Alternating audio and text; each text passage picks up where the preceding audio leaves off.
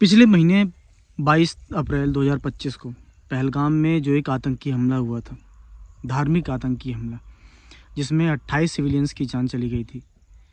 तब से लेके अब तक हर दिन कुछ ना कुछ हो रहा था, विरोध प्रदर्शन हो रहा था, कई तरह की बैठकें हो रही थी राजनीतिक। भारत ने उस हमले के बाद कई तरह के प्रतिबंध लगाए पाकिस्तान पे, जैसे कि सिंधु नदी का जो जल समझौता था वो तोड़ दिया। सारे पाकिस्तानी जो भारत में आए थे वीज़ा लेके, उनकी वीज़ा कैंसिल कर दी, उनको कुछ टाइम दिया वापस जाने का। उसके बाद सभी सोच रहे थे कि ये तो एक तरह का कूटनीतिक जवाब है, लेकिन वैसा हमला या फिर वैसा बदला कब लेंगे जैसा पहले हुए आतंकी हमलों में लिया गया था सर्जिकल स्ट्राइक्स के द्वारा।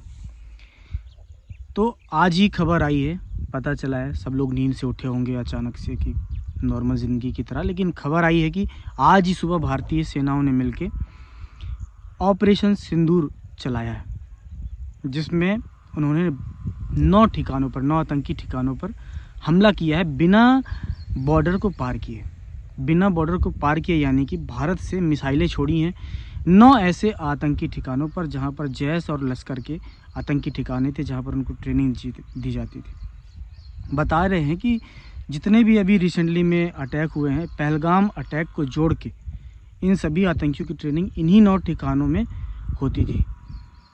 तो अभी तक तो खबर आई है कि कुछ 8 आतंकी या फिर 8 लोग और 29 कुछ लोग इंजर्ड हैं, 8 मृत हैं और 29 इंजर्ड हैं। भारत ने इस हमले के बाद जो भी 8 से 9 देशों को इसके विषय में जानकारी भी दी है, इस ऑपरेशन के विषय में।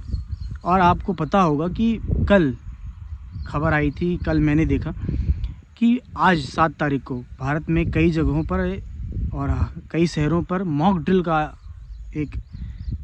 ड्रिल की जानी थी कि कुछ भी अगर इमरजेंसी होती है हमारे देश में तो जनता को कैसे रिएक्ट करना है, और जो भी शहर में प्रशासन है उसको कैसे रिएक्ट करना है, क्योंकि सब तो बॉर्डर में है नहीं। बॉर्डर में जो भी सेनाएं हैं, बॉर्डर में जो भी व्यवस्थाएं हैं, प्रशासन है, उनको तो इन चीज़ों का अनुभव होता है, क्योंकि होती रहती है वहाँ पे ये सब इस तरह की स्थितियाँ।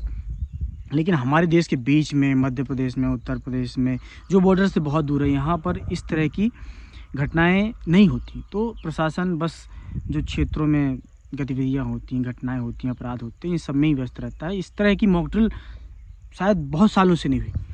तो इस तरह की मॉक ड्रिल को होना था, हम सब यही सोच रहे थे कि मात्र मॉक ड्रिल होगी, लेकिन हर एक चीज़ को कैसे प्लान किया गया कि जनता भी घबराए ना और हमें जो करना है हम वो भी करें।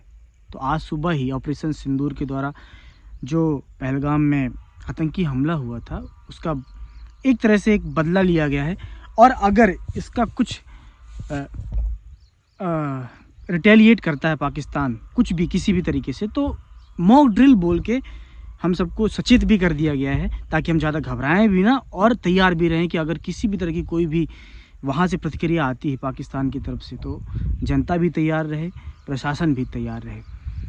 अभी देखते हैं कि ये मात्र एक बदला होगा या फिर अभी और आगे किसी अन्य तरह की कार्रवाइयाँ होंगी, जैसे कि सर्जिकल स्ट्राइक हुई थी, पाकिस्तान की सीमा में जाकर हमला किया था। इस बार तो अभी बॉर्डर से ही मिसाइलों के द्वारा ही आतंकियों के ठिकानों को निशाना बनाया गया है। खैर, अभी तो ये खबर सुबह सुबह की है, देखते हैं इसके बाद पाकिस्तान का क्या रिएक्शन आता है, और भी जो विदेशी मीडिया है वो इस बारे में क्या कहती है, और भारत इसके आगे क्या क्या करता है।